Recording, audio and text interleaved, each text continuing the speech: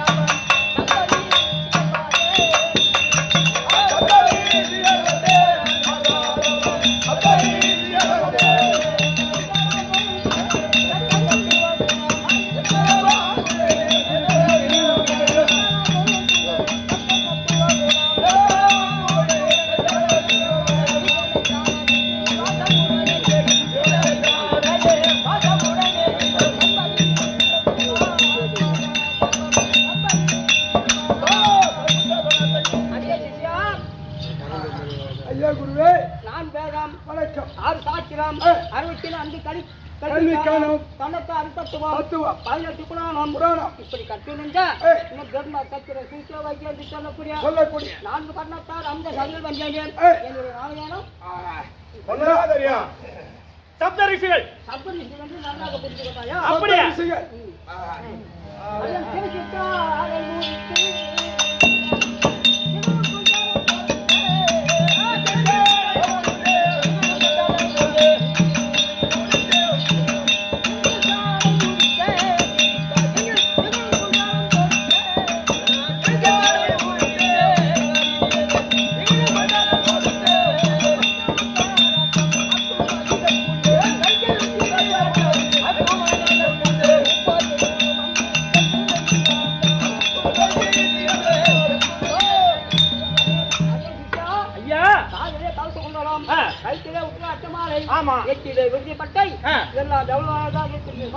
ஜொலிக்குது சுவாமி.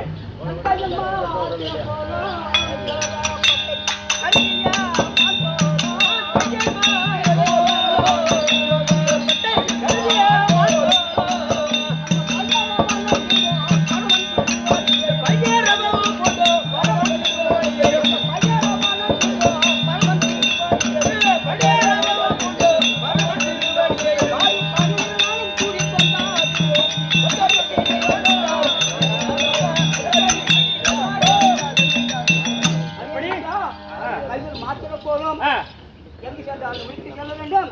ஆகையால் இந்த தினத்தில் அறமுறை மறுபடி கட்டளை நாம் சென்று நேரில் பார்க்க வேண்டும். அவர் கையில் எங்கே தன்னை தேடியே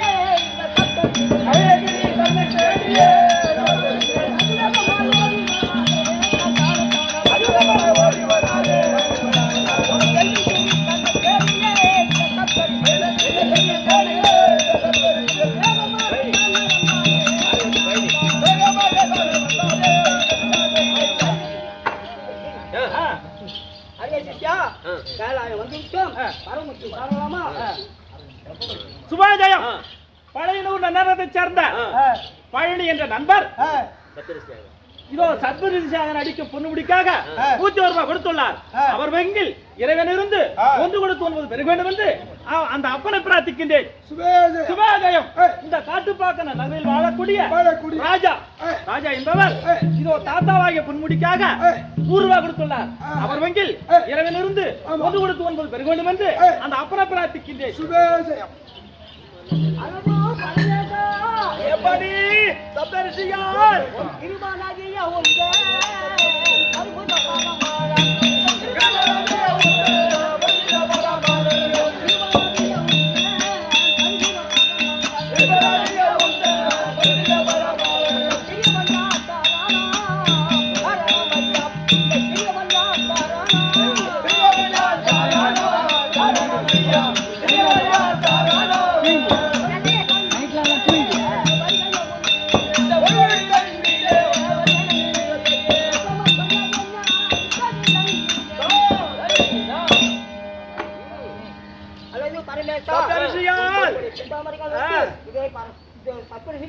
அநேகம் வந்தோம். நீ வாழ்வாயப்பா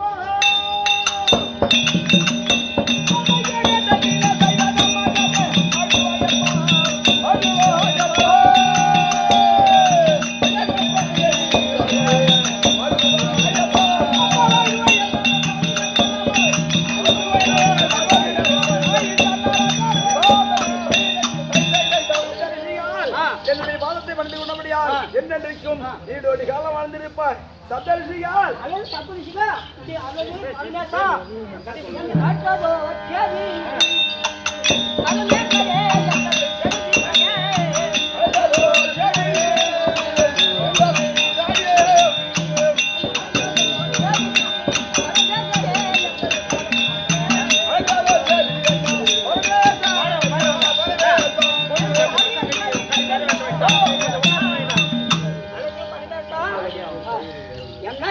வரவழைத்த காரணம் அதிசீக்கிரமாக சொல்ல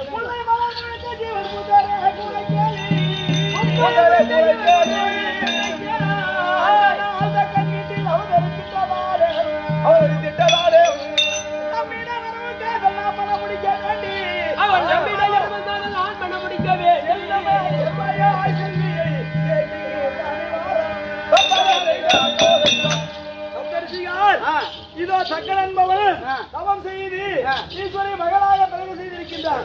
அல்லும் பகல் 60 நேரமும் என்னையே நினைந்து பூஜை செய்து இருக்கின்றார். அண்ணாவை நான் மனமுடிக்க வேண்டும். நீங்கள் சென்று சக்கரத்தில் சென்று பெண் கேட்டு வருவாயாக. அப்படியே சென்று வருகிறோம்.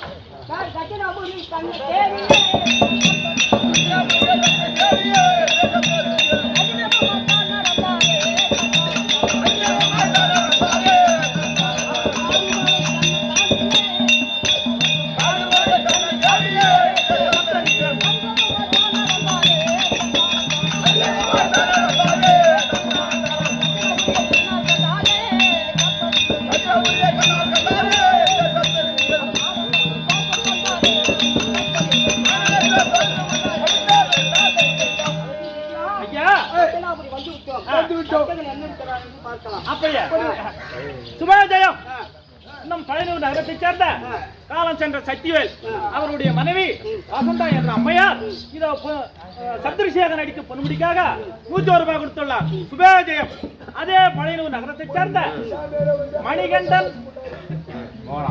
மணிகண்டன் மோகனா என்ற தம்பதியர் இதோ சப்தரிஷிக்காக 100 ரூபாய் கொடுத்துள்ளார். அவர் வங்கில் இந்த வீரபத்திரனிலிருந்து கொண்டு கொடுத்து 9 பெருக வேண்டும் என்று அந்த அப்பரை பிரார்த்திக்கின்றேன். சுபாஜயம்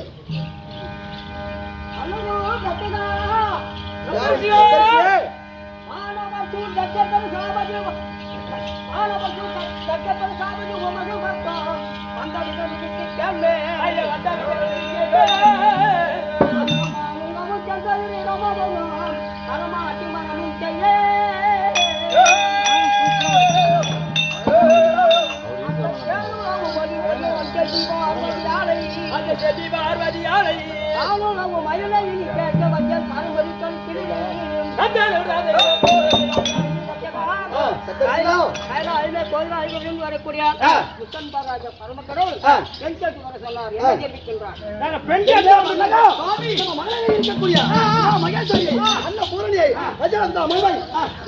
சொன்னார்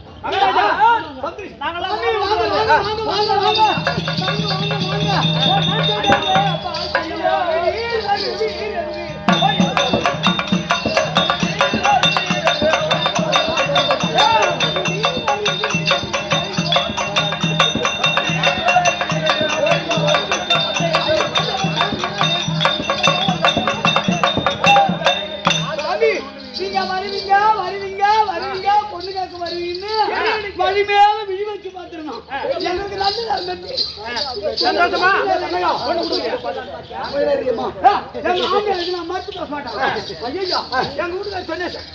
என்ன பண்ணுங்க பொண்ணு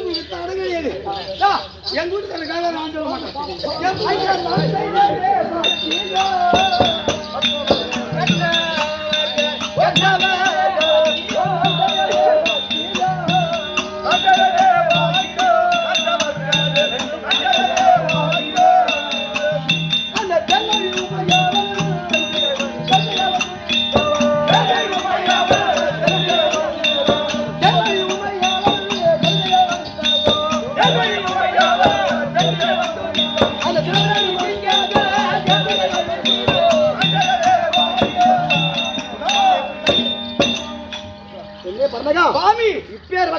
நான் செய்த தான தர்மம் எவ்வளவு புண்ணியம் பார்த்தாயா?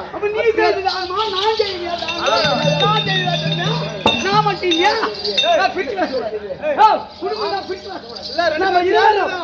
நான் குழந்தைய பயன்படுத்தினால சிவபெருமானுக்காகவே பெண்ணை கேட்க வந்திருக்கிறார். அதனால நான் பெண்ணை கொடுப்பதற்கு தடை இல்லாமல் தெரிவிக்க வேண்டும். நான் செய்த தான தர்மம் இவரு சிவபெருமான் கல்யாணம் பண்ணிக்கிட்டு கைலாயத்துக்கு போறாரு. அவர் வரும்போது என்ன சொன்னாரு? எங்க மாமியா வீட்டுக்கு போறேன், எங்க மாமியா வீட்டுக்கு போறேன் சொல்லி வருவாரா இல்லையா? மாமியா வீட்டுக்கு போறேன்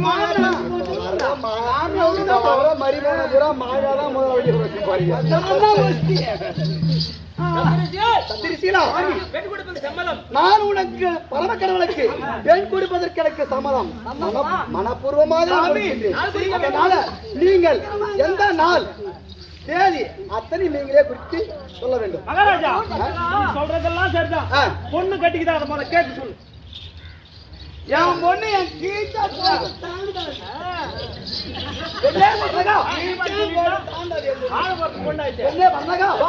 நமது மகளாக இருக்கக்கூடிய உமா மகேஸ்வரி அழைத்து அப்பேற்பட்ட பரம கடவுளை திருமணம் செய்வதற்கு உனக்கு சம்மதமா என்று அழைத்துக்கிறேன். ஐயா புத்தி இல்லாமல என் பொண்ணு நான் வளர்த்த பொண்ணு என் கைப்பக்குத்தான் நான் கிழிச்சு கோடை கிழிச்சு ஒரு கல்லுக்கு ஒரு ஆட்டுக்கு தனி சொன்னா கூட வீட்டுவா அப்படி கேட்க சொல்ல மகளே அம்மா அம்மா தெரியும்.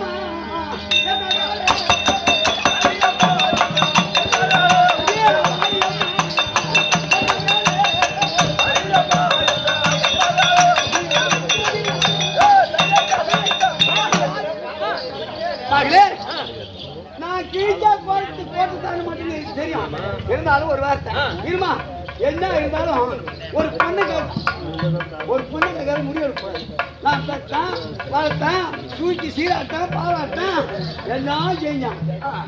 இருந்தாலும் நாங்களா சொல்லக்கூடாது. மகளே சிவபெருமான் அதாவது உலக மக்களுக்கெல்லாம் பரியாக்கக்கூடியவர் அவருக்கு பெரிய சம்பந்தம் பெரிய பெண்களுக்கு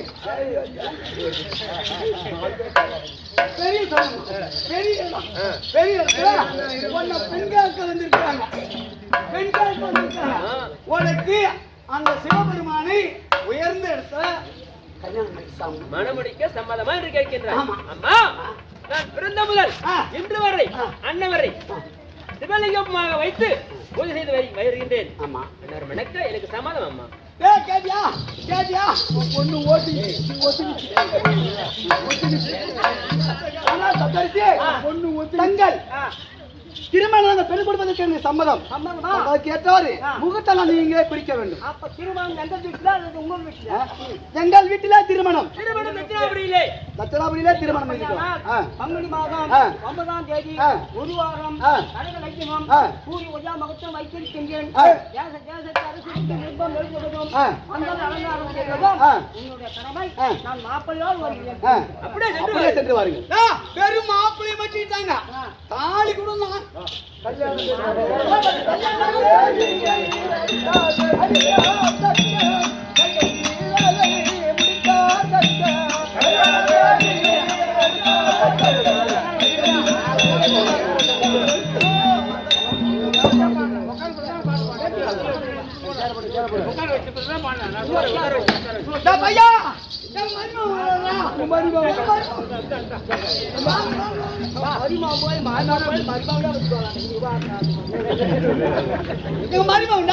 பெரிய இடத்து சம்பந்தம் கொஞ்ச மாதிரி கடையில் வாங்கினாரு. குடும்பம் இல்லைனாங்க பெரிய இடத்துல பணக்கார வீட்டுல கையில எடுத்துறா அழகா மகாதேவன் தெரியாது. பெரிய என் மருமகன் பாரு அம்மா. ஐயோ என் மருமகன் அழகு பாரு அம்மா.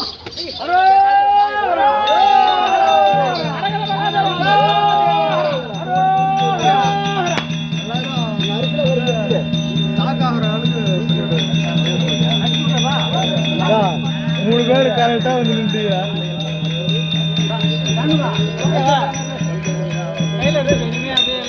அதாம்மா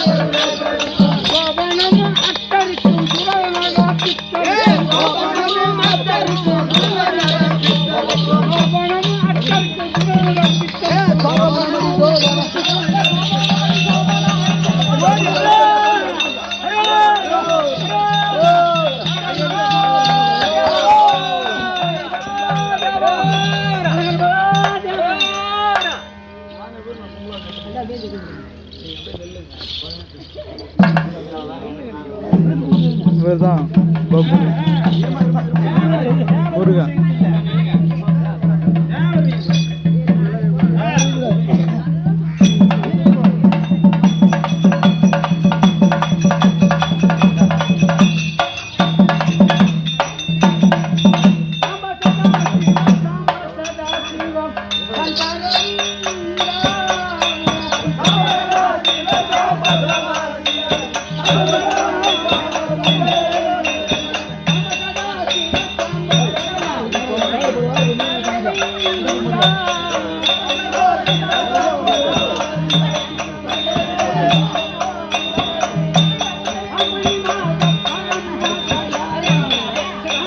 चप्पल कह दो फोटो अच्छे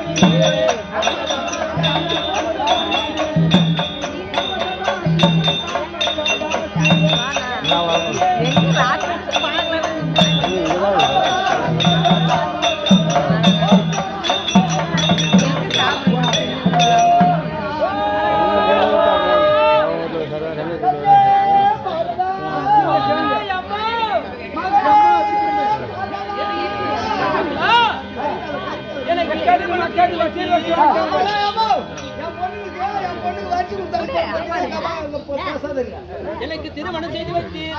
நான் அங்கு சென்று முதலில் நான் ஏற்றிலோ மனத்திலே ஏற்றி வைத்தார்.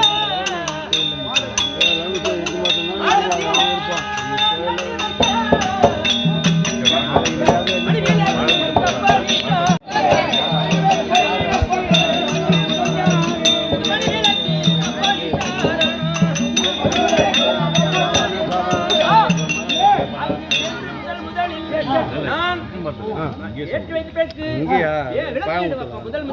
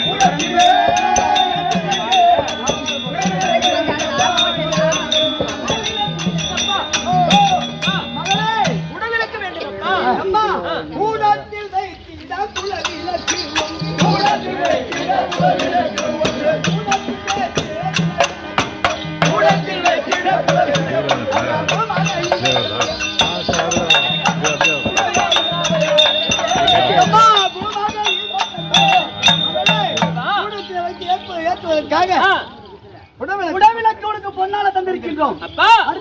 அது மட்டுமா இப்படி ஓரம் வந்துடணும்.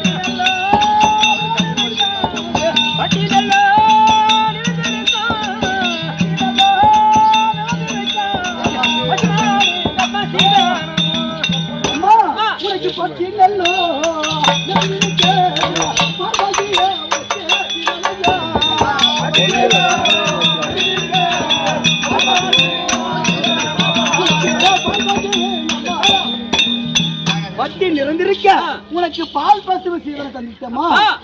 அந்த பசுமாட்டை ஓட்டு சென்று நான் உட்கார்ந்து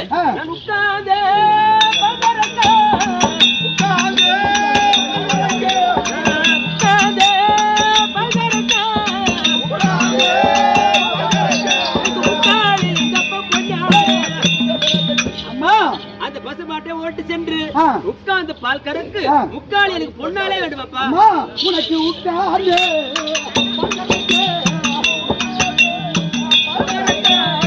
உட்கார்ந்து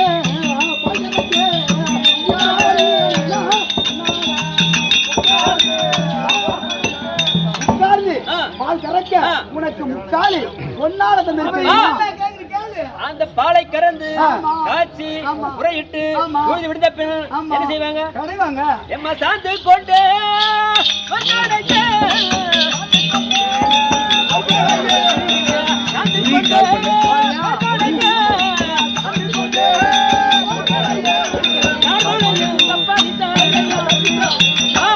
அண்ணே, நான் சாந்து கொண்டு மோர் கடைய ஆ. சார்மான வேண்டுமப்பா. அம்மா உனக்கு சாதி நல்லோ போர்க்கடையே. உனக்கு சாதி நல்லோ போர்க்கடையே.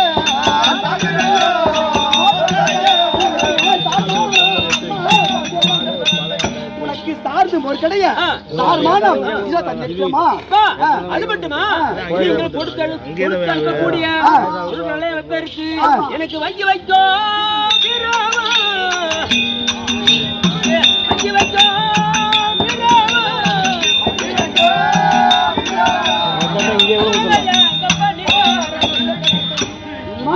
நீங்கள் கொடுக்கக்கூடிய பொருட்களை ஆ. வைப்பதற்கு ஆ. வீரோ கட் வாங்கி வைக்கோ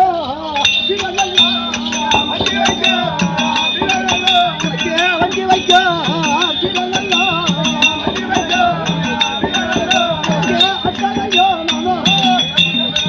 வண்டி வைக்கும் விரவும் ஆ. உனக்கு அத்தனையும் தந்து விட்டியாமா? அது மட்டுமா? ஆ. எனக்கு அந்த கூட்டா சீதாராமா. அந்த கூட்டா சீதாராமா. சீதாராமா. அந்த கூட்டா சீதாராமா. அடிக்கடிக்க கப்பலிக்க.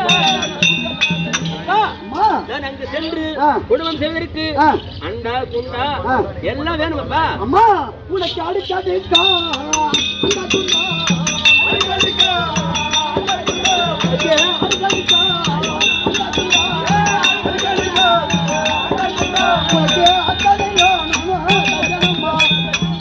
உனக்கு அடுக்கடுக்கா ஆ. அண்டா குண்டா ஆ. அத்தனையும் உனக்கு தந்திருக்கு. அது மட்டும் இல்லப்பா, ஆ. நீங்கள் படுத்து நல்லா உறங்கிடவே.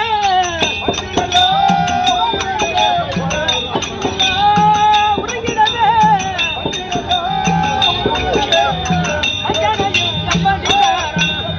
அப்பா, ஆ. நாங்கள் படுத்து உறங்குவதற்கு ஆ. மஞ்சள் மெத்த வேணுமப்பா. அம்மா நீ படுத்து விட்டல்லோ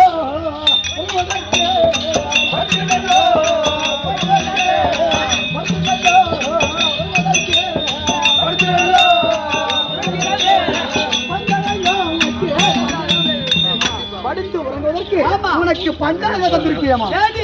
உனக்கு குடும்பம் யாருக்கு கொடுக்க போறோம்? என்னென்ன வேணுமோ அத்தனை பொருளையும் உனக்கு கொடுத்திருக்கோம். சரி, அனைத்தும் எங்க மருமகனுக்கு எத்தனை கழுத்துல ஷைன் சேர்த்து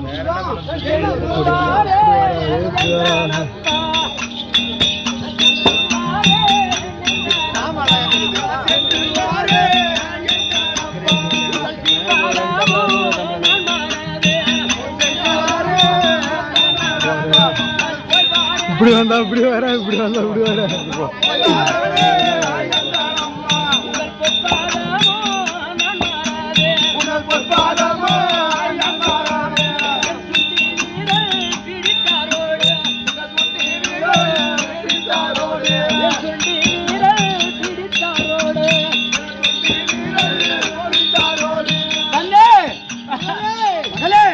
நீ மாலையிட்ட மன்னவனை மறிக்கணும், மனசுக்கு ஏற்றபடி நடக்கணும்.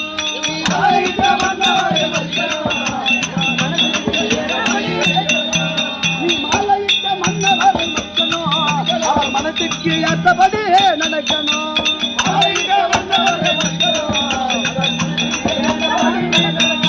நீ விழுந்தாலாயில் அடிக்கணும், விழுவது அசலுதான்.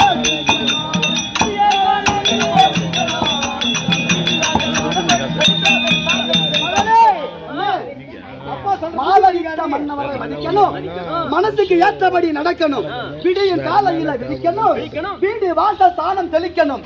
அப்பேற்பட்ட நல்ல முறையிலே விடியும் காலையில எழுந்து அத்தனை வேலையும் கணவன் எழுந்ததற்கு முன்பாக அத்தனை வேலையும் செய்திருக்க வேண்டும். மகளே, நான் எப்படி உங்க அப்பா கிட்ட எவ்வளவு மரியாதை நடந்துக்கிறேன்? பார்த்து நடக்கிறேன். கொண்டவனை கோவிலாக மதிக்கணும், கொண்டவனை கோவிலாக மதிக்கணும், மாமன் சாமி கோவில படிக்கணும், உனக்கு ஏற்றபடி நடக்கணும். குணத்துக்கு ஏற்றபடி நடக்கணும். உங்க வீட்டு உங்க அப்பா கிட்ட நான் எப்படி நடக்க பார்த்து வெள்ளைங்கிறீங்க. அப்படியே சென்று வாருங்கம்மா. அப்பா பேர் முன்னுக்கு போட்டாருணும். அம்மா அப்பா பேர் எடுத்துருவியாமா? அவர் பேர் வாங்க, அவர் பேர் வாங்க. தேர்ந்து போவாங்க. நாளைக்கு இட்டு பண்ணலாம் போயம்மா.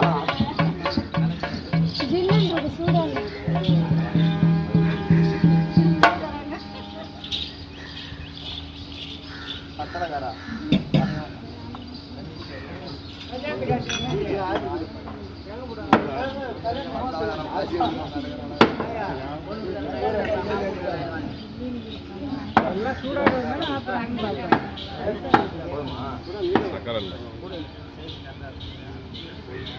பழம் சாப்பிட்டு போதுமான வேணும்னு கேட்டான்.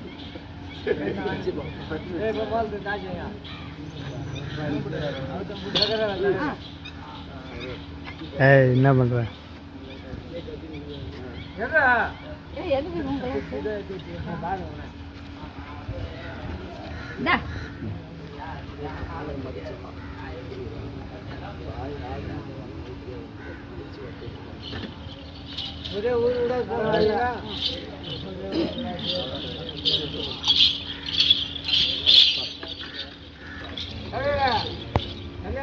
கேளு சபையோர்களே, இந்த தாட்சாணி கல்யாணம் முடிந்தது.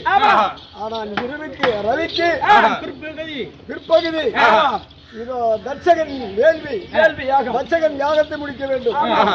ஒருவர் சென்று 9 பேருக்கு சொல்லி இன்னும் இது அதிகமான கூட்டம் வந்தா சிறப்பாக